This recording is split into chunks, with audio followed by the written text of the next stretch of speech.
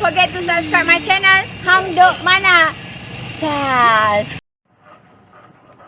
Assalamualaikum, selamat datang lagi ke channel Hang Duk Mana. Mari kita dengar respon Datuk Lama Adam terhadap kenyataan daripada Isham Jalil. Apa dia cakap? Samsuri boleh jadi PM jika PAS berjaya pujuk BN sokong PN.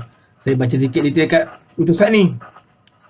Datuk Seri Dr. Ahmad Samsuri Mokhtar boleh menjadi Perdana Menteri sebelum pilihan raya umum ke-16 jika PAS berjaya memujuk Barisan Nasional BN untuk menyokong Perikatan Nasional. Ahli Majlis Kerja Tinggi Isham Jalil berkata dengan bertautnya kembali kerjasama dua parti besar Melayu dan Islam itu tidak bersih, kerajaan perpaduan akan tumbang dan digantikan dengan kerajaan muafakat dalam masa terdekat. Okey, mari kita dengar respon Datuk Madam di akhir komen macam biasa. Sebab saya nak menemplak kedangkalan manusia bernama Isham Jalil yang sepatutnya kelahiran Oxford ni, Harvard ni, patut lulusan Harvard ni melahirkan pemikir-pemikir, orang yang mempunyai tahap pemikiran yang boleh dibanggakan. Apatah lagi dia mengatakan dia cukup pakar dalam soal bab ekonomi.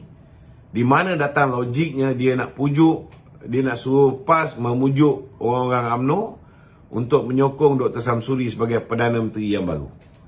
Di mana datang logiknya? Kalau sebuah kerajaan tu diwujudkan dengan hanya 115 undi, 115 kursi daripada 222.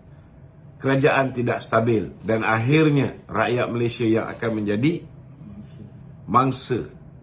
Apabila pelabur lari daripada negara ni, apabila kadar pengangguran meningkat semula, kita punya kadar jenayah meningkat semula, apa akan jadi pada negara ni, tuan-tuan?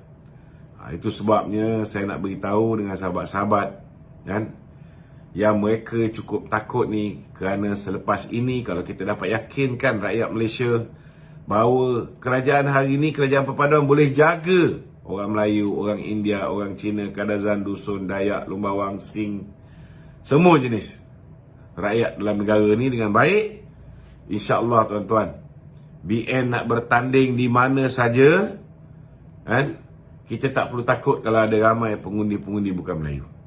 Tak macam dulu, kita hanya bertanding di kawasan Melayu je. Kawasan bukan Melayu, kita tahu kita bertanding, kita tak boleh menang. Selepas ini PH pun sama. Kalau dulu mereka hanya boleh menang di kawasan bukan Melayu saja, ataupun kawasan Melayu urban, Melayu bandar, lepas ini mereka boleh bertanding di mana saja dan insya-Allah kemenangan akan kita kecapi. Terusnya lah, kalau boleh nak minta komen sikit. Tapi tadi saya dah dengar satu komen berkenaan dengan posting terbaru saudara Isham Jalil. Ya.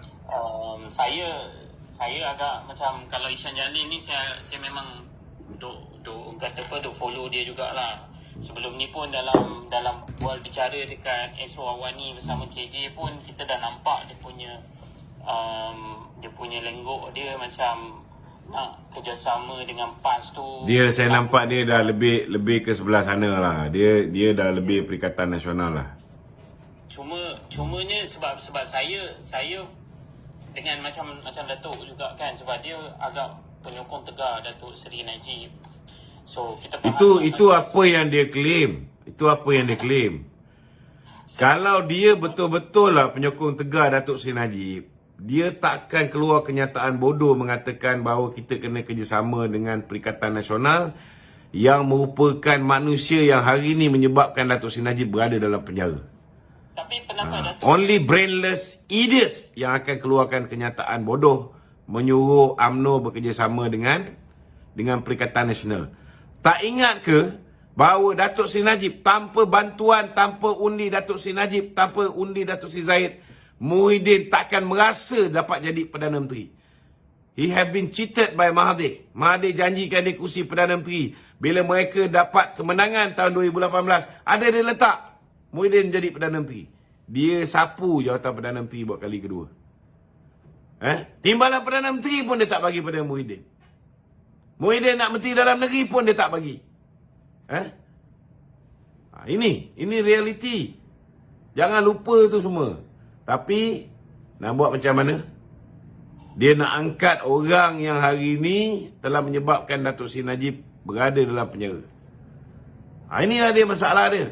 Dia mengaku dia orang Datuk Seri Najib, tetapi hakikat dan realiti dia, saya rasa orang yang otaknya yang waras, kan, mereka pun tahu Datuk Seri Najib definitely will never ever cooperate with Mahathir and will never ever cooperate with Muhyiddin again.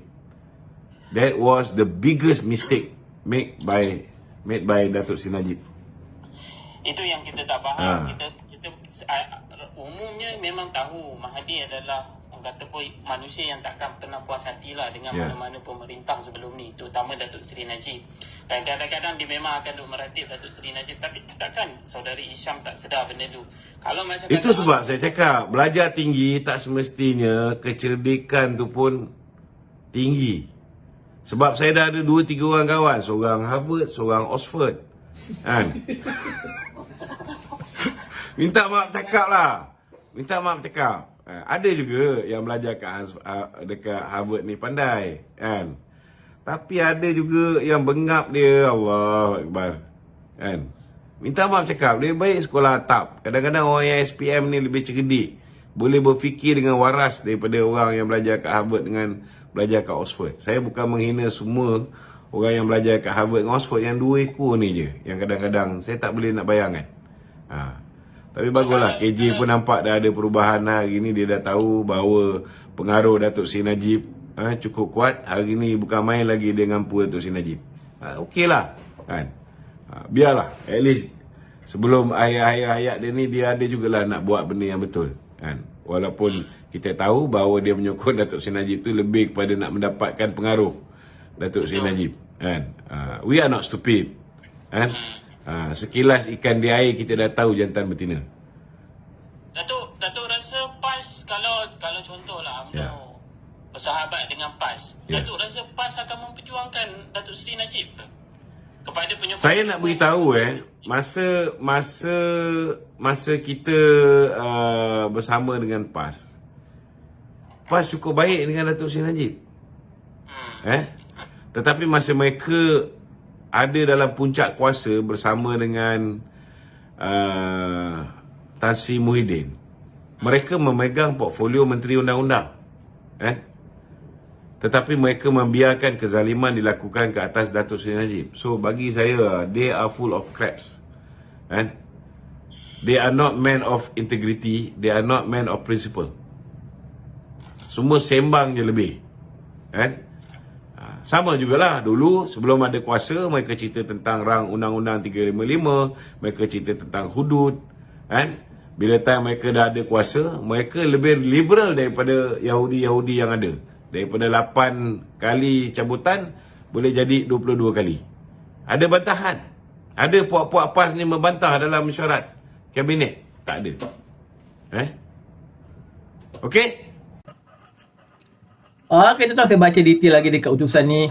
Jika UMNO tidak sokong, maka PN tidak akan boleh bentuk kerajaan sebelum PRU16.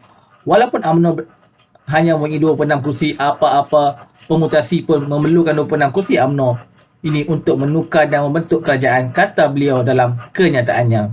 Menurut beliau, jika PAS tidak berjaya mendapatkan sokongan PN, maka parti itu bersama gabungan yang tidak akan boleh membentuk kerajaan. Tak tahulah, kita nampak sekarang ni Hisham Jalil ni memang dia dah berat dengan sebelah sana sebelah PN.